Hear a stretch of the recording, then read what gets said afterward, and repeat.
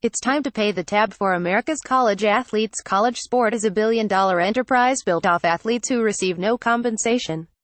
Whatever the solution is, the status quo must change. It's time to pay the tab for America's college athletes. College sport is a billion-dollar enterprise built off athletes who receive no compensation.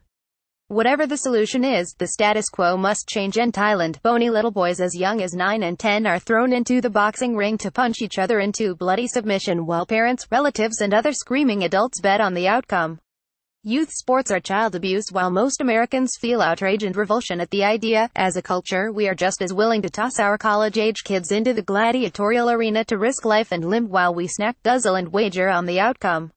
All while compensating the young athletes who are at risk with, relative to the money being made by sports barons, about the same as little kids we used to send into coal mines earned a few coins and lots of chronic ailments. Sound too social justice warrior hyperbolic. During the 3 weeks of March Madness basketball last year, the NCAA on the outcome. The players banging it out on the courts earned zip. Nada. Nothing. I've been writing about this issue for several years now, calling for college athletes to be paid the wages that they deserve, and I'm sad to acknowledge that very little has changed since I was a college athlete at UCLA, so poor that I and most of my teammates could barely scrape by. But just as with every injustice, wrongs don't get righted unless we keep raising our voices again and again. So, once more unto the breach, dear friends, once more. Alabama stunned Georgia for 5th title in 9 years with overtime walk-off. Read more. For those of you who think the life of a college athlete is all glitter and glamour, you couldn't be more wrong. If you came to college from a family with money, then you were fine, but if you came on an athletic scholarship from blue-collar working families, then it was tough going. It wasn't hair shirts and gruel, but it wasn't nightly yacht parties and frat keggers either. It was mostly holing up in the dorms at night because you couldn't afford to go out and you needed a lot of rest after punishing practices.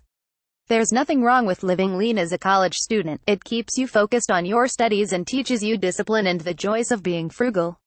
However, athletes must focus on their studies while also working a more than full-time job in the gym. Playing basketball at UCLA was a 7-days-a-week job, involving intense practices, learning new plays, playing home games, and traveling around the country to compete against other schools. Our efforts earned millions of dollars for the university, both in cash and in recruiting advertisement to attract new students.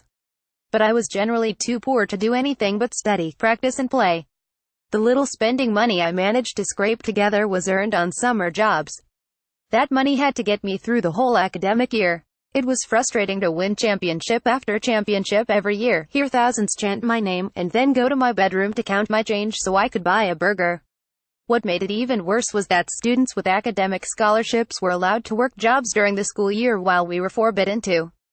And if we were injured seriously enough that we couldn't play anymore, our scholarships were revoked, despite the medical bills adding up. We were only as valuable as our ability to tote that ball and lift that score. Our coach, John Wooden, was sympathetic, but he made it clear that the NCAA would not change their policies. They were, he said, immovable, like the sun rising in the east.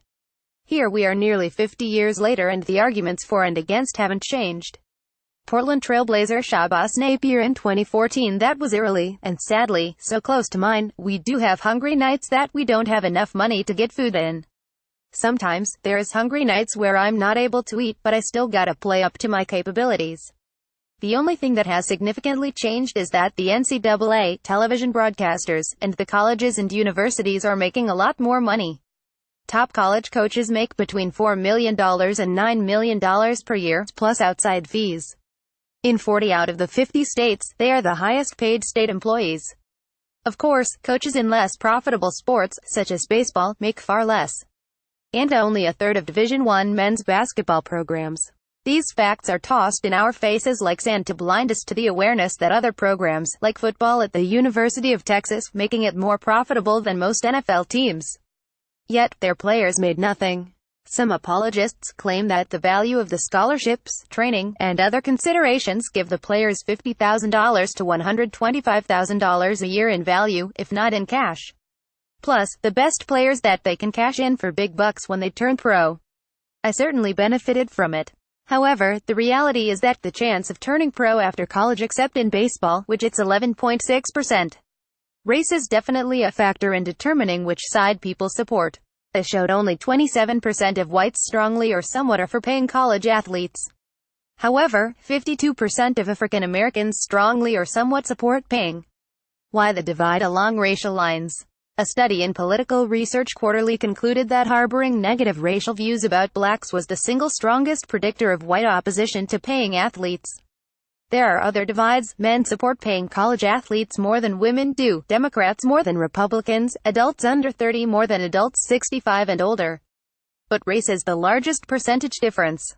The NBA has surpassed the NFL as the League of America's future. Kareem Abdul-Jabbar. Read more. There are two reasons for this difference of opinion along racial lines.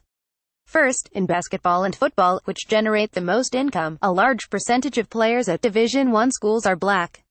Their families, and the rest of the African American community, don't want to continue the same policies of having their efforts exploited while others profit. Second, white Americans who don't have the same financial pressures think that receiving a sports scholarship is enough reward. Grand Valley State University professor Lewis Moore, who studies African American and sports history, observed, in a sense, most whites see the black athlete and his presence in college as a gift. He is somehow getting a favor, and this is somehow not work. But scholarships depend on one's ability to play, and they may be taken away in cases of severe injury. This leaves the student without the ability to play or earn an education. The short list of opposition reasons would not stand up in any college logic class. They are startlingly similar to reasons not to pay minimum wages, not to have unions, not to ratify the women's vote, and on and on. But those shaking their Cheetos-stained fists at the prospect of paying college athletes don't care about the elitist rules of logic, they care about the profitable rules of bottom line or their blind allegiance to outdated tradition. As my old pal Henry V might say today, once more unto the breach, dear friends, once more, or close the wall up with our fallen, failed, or forsaken college athletes. Or maybe we should just set out a tip jar.